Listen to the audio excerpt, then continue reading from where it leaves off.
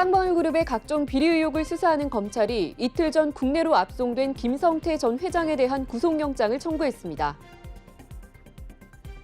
헬스케어 스타트업 알고케어와 롯데헬스케어가 제품 도용 의혹을 두고 맞서고 있습니다. 삼성전자가 반도체 업계에서 유일하게 감산을 하지 않겠다는 입장을 고수하고 있지만 일각에서는 삼성전자가 감산에 돌입했다는 이야기가 나오고 있습니다. 국내 대표 빅테크 기업인 카카오의 노동조합 프로유니원 조합원 수가 1,900명을 돌파했습니다.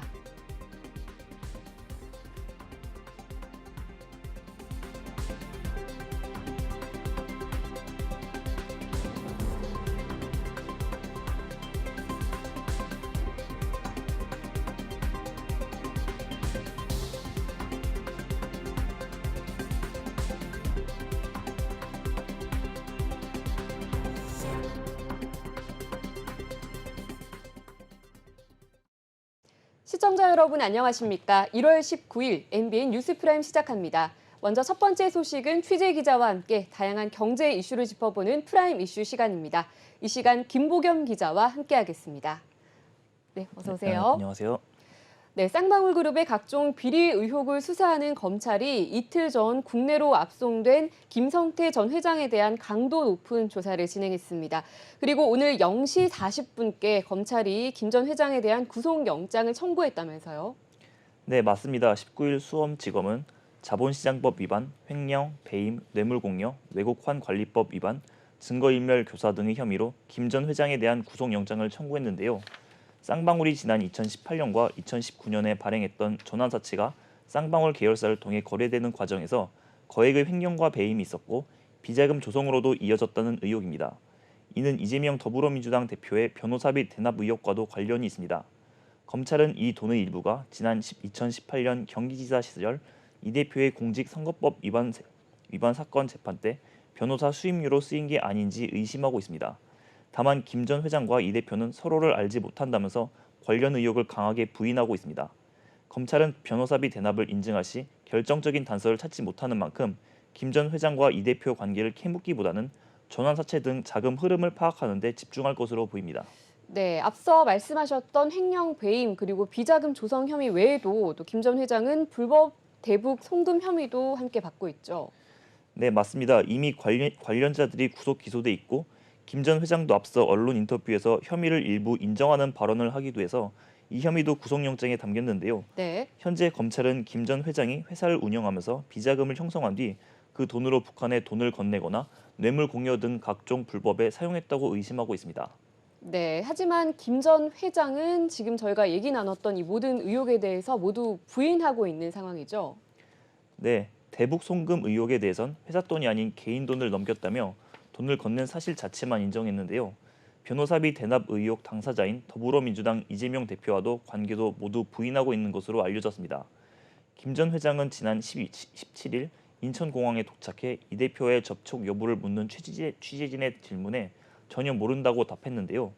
하지만 지난 17일 열린 이화영 전 경기도 평화부지사의 재판에 증인으로 출석한 쌍방울 전 비서실장 엄모 씨는 회사 내에서 두 사람이 가깝게 얘기가 많이 나왔다고 검찰에 진술한 바 있습니다. 네, 자 참고로 김 전 회장의 구속영장 발부 여부는 오늘 저녁이나 내일 새벽 중으로 결정이 될 예정이라고 합니다. 다음 이슈로 넘어가 보겠습니다. 헬스케어 스타트업 알고케어와 롯데헬스케어가 제품 도용 의혹을 두고 서로 맞서고 있습니다. 중소벤처기업부가 나섰는데요. 사태 조사와 대응 방안 모색에 나섰다면서요? 네, 현재 중소벤처기업부는 이번 사건과 관련해 알고케어의 기술침해 행정조사 전담 공무원을 파견해 피해 상황을 파악하고 대응 방안을 찾아보고 있는데요. 알고케어에 따르면 롯데헬스케어는 2021년 9월 알고케어가 개발 중이던 카트리지 방식의 영양제 정량 공급기 디스펜서 제품을 도입 투자하고 싶다며 알고케어 측과 미팅을 했습니다. 이후 롯데헬스케어는 올 초 미국 라스베가스에서 열린 세계 최대 가전 IT 전시회 CES 2023에서 영양제 디스펜서 제품 캐즐을 공개했는데요. 네. 이에 알고케어는 자사 제품과 캐즐이 카트리지 구조와 원리, 디스펜서 컨셉 등 면에서 비슷하다면서 롯데헬스케어가 2021년 미팅을 통해 영양제 디스펜서에 대한 사업 전략 정보를 도용해 캐즐을 개발했다고 주장하고 있습니다. 네. 알고케어는 올해 CES 2023에서 알고케어 제품을 전시하던 중 롯데 헬스케어 제품과 유사하다는 일부 관람객 반응을 통해 캐지를 알게 됐다며 공정거래법과 부정경제방지법 위반으로 판단해 법적 조치를 진행하고 있다고 밝혔는데요. 이에 대해 롯데 헬스케어는 전혀 사실이 아니다라며 롯데 헬스케어는 신사업 검토 시점부터 이미 맞춤형 건강관리 플랫폼 기반으로 건강기능식품 소분 판매에 대한 아이디어를 갖고 있었다고 사태 수습에 나섰습니다. 그러면서 해외에서는 개인 맞춤형으로 영양제 등 건강기능식품을 추천하고 디스펜서를 활용하는 모델이 일반적인 개념이라고 주장하고 있습니다. 2019년 11월에 헬스케어 스타트업으로 설립된 알고케어는 이 제품으로 CES에서 혁신상을 받았고 오는 3월 출시를 앞두고 있었습니다. 네, 알고케어와 롯데 헬스케어 양측이 이렇게 입장이 갈리다 보니까 중소벤처기업부의 입장도 궁금한데요. 지금 어떤 입장인가요? 네, 중소벤처기업부는 이번 사건과 관련해 사건 인지 즉시 기술침해 행정조사 전담 공무원과 대중소기업협력재단 소속 전문가인 변호사를 파견해 중소기업의 피해 상황을 확인하고 대응 방안을 논의했다고 밝혔는데요. 중기부는 피해 기업이 기술침해 행정조사와 기술 분쟁 조정을 신청하면 신속히 조정이 성립될 수 있도록 노력하고 조정 불성립 시 소송 비용을 지원할 계획입니다.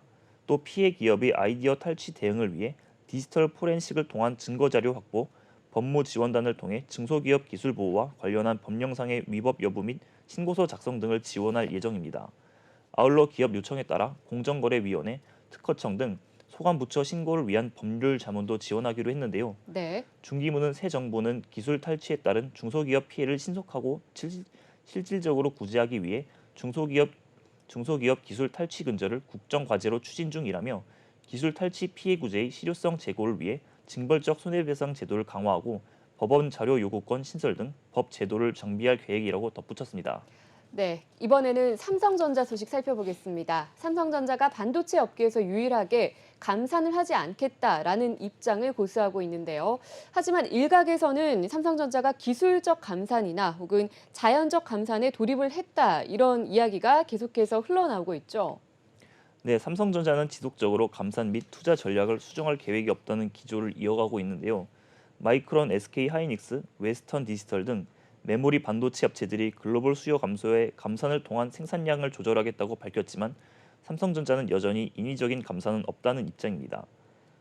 대신 생산 라인 효율화를 통해 시장 환경 변화에 대응하겠다고 밝혔는데요. 삼성전자가 인위적인 감산에 나서지 않는 첫 번째 이유는 담합에 대한 우려입니다. 네. 마이크론, SK 하이닉스 등 삼성전자와 함께 메모리 반도체 시장을 지배하고 있는 경쟁사들이 이미 인위적으로 감산 계획을 밝힌 상태에서 삼성전자마저 같은 노선을 탄다면 담합으로 비춰질 수 있기 때문입니다. 네, 이와 관련해서 업계에서는 이달 말 4분기 실적 발표 컨퍼런스 콜에서 삼성전자가 감산 여부를 언급할 것이다 이렇게 보고 있던데요. 첫 번째로 말씀하셨던 담합에 대한 우려 외에 또 다른 이유는 어떤 게 있을까요? 네, 삼성전자가 자랑하는 초격차 기술력이 있는데요. 미세공정 수준을 높이면 굳이 웨이퍼 투입을 인위적으로 줄이지 않더라도 자연스럽게 생산량이 줄어드는 효과를 거둘 수 있습니다. 네. 미세공정의 수준이 높아질수록 칩 생산까지 시간이 오래 걸리기 때문인데요. 공정 난이도를 높이는 과정에서 수율이 떨어져 자연스럽게 생산량이 줄어듭니다. 아울러 미세공정 난이도를 높이면 같은 웨이퍼를 투입하더라도 보다 많은 칩을 생산할 수 있기 때문에 원가도 절감할 수 있는데요. 최근 반도체 가격 하락이 계속되고 있기 때문에 미세공정 확대를 통해 원가를 줄일 필요성도 있는 겁니다. 네, 이번에는 카카오 소식 살펴보겠습니다. 국내의 대표 빅테크 기업인 카카오의 노동조합인 크루 유니언의 조합원 수가 1,900명을 돌파했다고 합니다. 이에 따라서 카카오뿐만 아니라 정보기술 업계 전체가 촉각을 곤두세우고 있다면서요. 네, 맞습니다. 노조가 커진 영향력을 기반으로 사내 주요 의사결정에 목소리를 반영을 요구하고 나설 경우 빠른 의사결정과 유연한 조직 개편 및 근무 시스템이 생명인 IT 기업으로서 장점을 잃고 정체성의 근본적인 변화를 겪을 수 있다는 우려가 제기되었기 때문인데요. 네. 특히 강성으로 분류되는 민주노총은 대체로 중후장대 제조업 노조를 기반으로 성장해온 터라 새로운 환경에서 어떤 결과를 만들어낼지 주목하고 있습니다. 19일 IT 업계에 따르면 크루 유니언은 1,900여 명의 조합원을 확보해 노동조합 및 노동관계조정법상 과반 노조를 달성한 것으로 파악하고 있는데요. 네. 카카오 본사 전체 사원 수는 지난해 6월 반기 보고서 기준 3,603명입니다.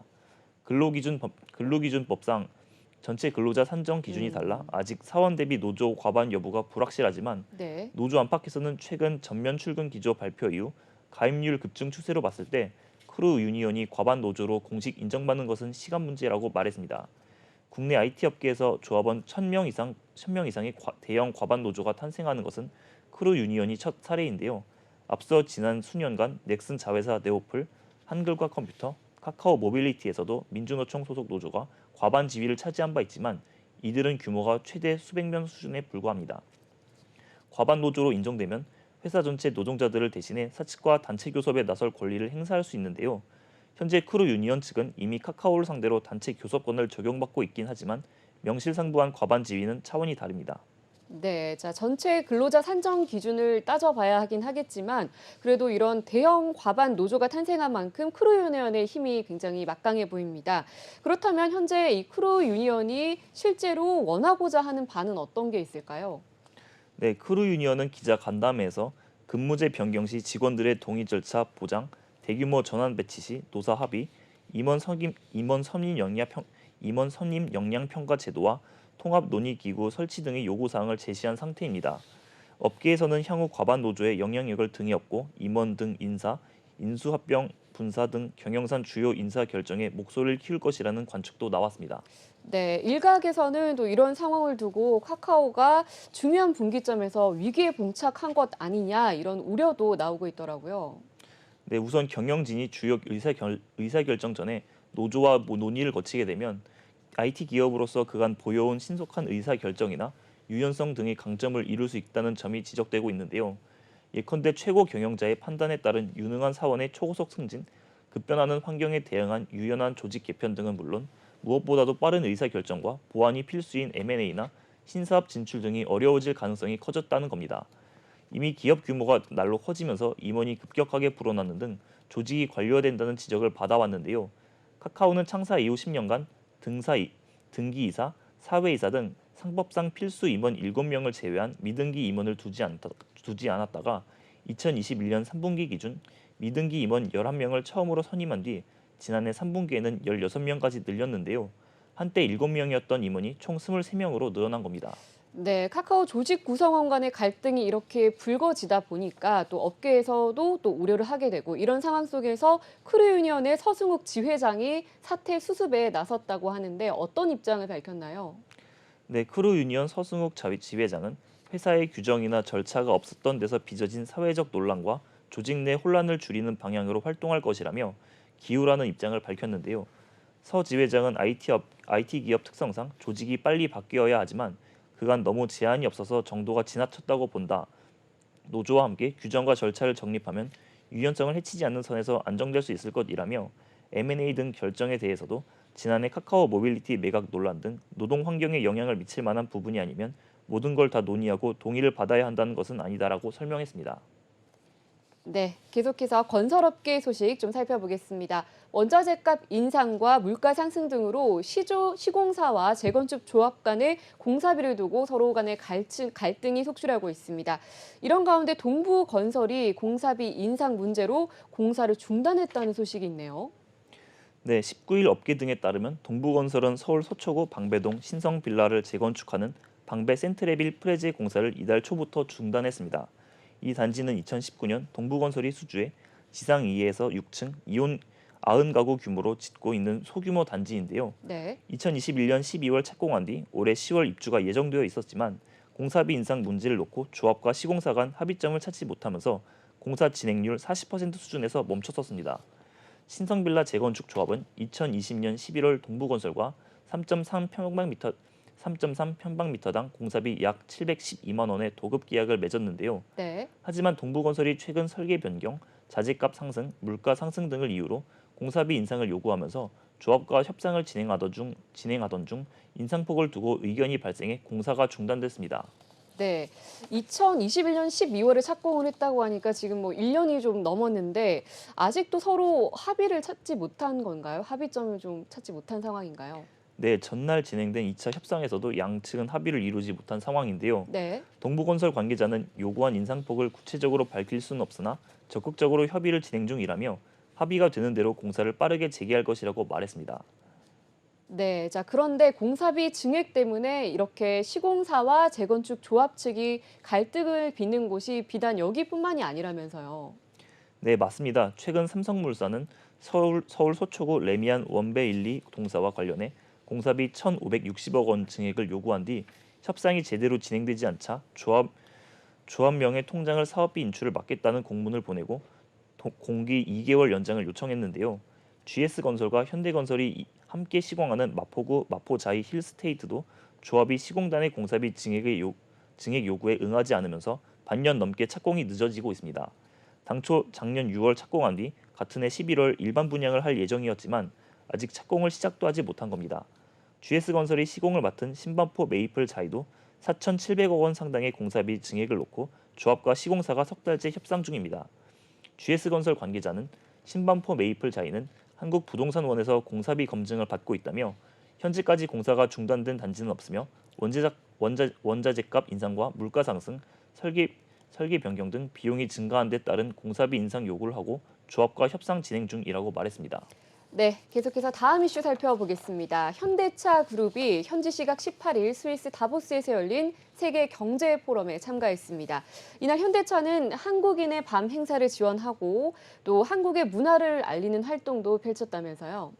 네, 맞습니다. 이날 현대차그룹은 한국의 밤 행사가 열린 다보스 아메론 호텔에 부산 엑스포 로고가 부착된 투명 유리 컨테이너를 설치하고 그 안에 콘셉트카 제네시스 X를 특별 전시했는데요. 한국의 밤은 디보스에 모인 각국 주요 인사들에게 2030년 부산 세계 박람회 비전과 한국 문화를 알리는 중요 행사입니다. 해외 정상을 비롯한 주요국 정부 및 단체 대표, 글로벌 기업 최고 경영자, 세계적인 석학과 언론인 등등 약 200여 명이 참석한 것으로 알려졌는데요. 제네시스 X는 한국의 밤 행사장 입구에 전시되어 행사에 참석한 주요 인사들과 행사장을 이용하는 다양한 사람들에게 주목을 받았습니다. 네, 자, 이번 다보스 포럼 기간에 있었던 한국의 밤에서 2030 부산 세계 박람회를 좀 알릴 수 있다 보니까 자연스럽게 또 유치 지원에도 힘이 보태질 수 있을 것 같습니다. 네, 자연스럽게 2030 세계 박람회 개최 후보지인 부산을 알리고 한국 자동차 비전도 전달했다는 게 현대차 그룹의 설명입니다. 네. 현대차 그룹은 다보스에서 2030 부산 세계 박람회 홍보 문구가 랩핑된 차량 58대를 운영했고요. 다보스 포럼 참석을 위해 모인 각국 주요 인사 및 현지인 관광객을 대상으로 세계 박람회 개최 후보지인 부산을 홍보했습니다. 특히 현대차 그룹은 세계의 대전환, 더 나은 미래를 향한 항해를 주제로 지속 가능한 미래를 모색하는 부산 세계 박람회 비전에 맞춰 다보스 포럼의 제네시스 G80 전동화 모델 18대, GV60 8대, GV70 전동화 모델 4대, 현대차 산타페 플러그인 하이브리드 15대 등 친환경차 45대를 투입했습니다. 네, 마지막 이슈 살펴보겠습니다. 한국 타이어가 파손된 타이어를 3D 프린팅 기술로 복원하는 기술을 개발했다고 합니다. 자세한 내용 전해주시죠. 네, 한국타이어는 한국원자력연구원 3D 프린팅 스타트업 HM3D와 손상 부품 적층 복원용 3D 프린팅 기술을 개발했다고 밝혔습니다. 이 기술은 기존 원자력용 소재 부품 제조 목적으로 개발됐던 3D 프린팅을 비원자력 산업용 특수 금속 부품 복원에 적용한 스핀오프 기술인데요. 연구진들은 한국 타이어 생산 라인에서 사용되는 TI 합금 블레이드의 손상부를 고에너지 적층 방식으로 적층 복원하는 데 성공했습니다. 블레이드는 경화 소재가 첨가된 타이어 수지를 반복적으로 절단하는 부품입니다. 이전에는 완제품을 공급받아 마모나 손상이 발생하면 폐기했지만 이번 블레이드 손상 복원 기술로 수리가 가능해지면서 반복 사용할 수 있게 됐습니다. 특히 블레이드는 스테인리스 소재보다 고가인 TI 합금으로 제종되는 만큼 불필요하게 소모되는 소재와 비용을 줄여 경제성을 높일 수 있게 됐습니다. 또 부품 제조 시 발생하는 탄소 배출량을 줄일 수 있게 됐는데요. 한국 타이어 관계자는 2015년 선제적으로 산업용 금속 3D 프린터를 도입하는 등 3D 프린터 기술의 혁신성과 가능성을 지속적으로 연구했다면서 혁신적 제조 기술인 3D 프린팅을 활용한 또 다른 기술 혁신을 이어나가기 위해 국내외 전문가와의 협업을 지속할 계획이라고 밝혔습니다. 네, 말씀하신 것처럼 경제성은 높일 수 있고 또 탄소 배출량도 줄일 수 있다고 하니까 경제와 환경 두 마리 토끼를 과연 다 잡을 수 있을지 기대를 해보면 좋을 것 같습니다. 네, 오늘도 다양한 경제 이슈들 잘 들었습니다. 김보겸 기자 수고하셨습니다. 네, 감사합니다.